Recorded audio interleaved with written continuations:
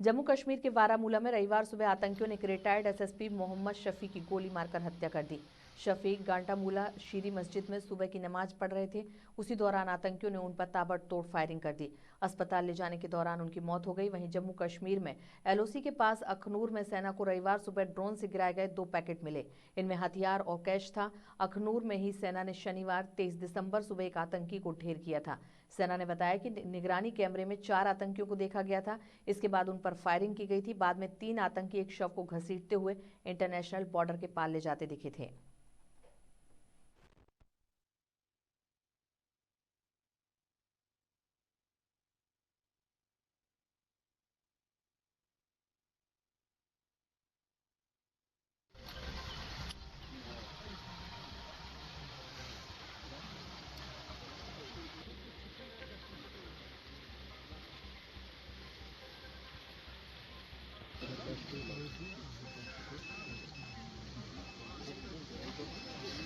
मैं शफी साहब का छोटा भाई हूँ। तो अजान के वक्त मैं अजान सुन रहा था, मैं सोया था तो लेकिन अजान सुन रहा था।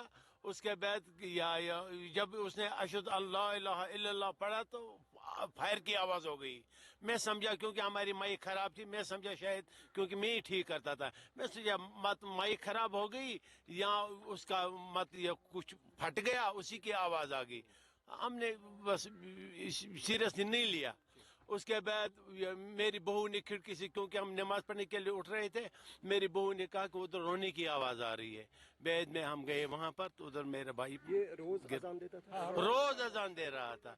ये प्लानड है, मुझे लगता है ये प्लानड है, क्योंकि इसको पता था क्योंकि इमाम साहब सैटरडे के रोज घर जाते हैं और इतवार के रोज आते हैं वापस।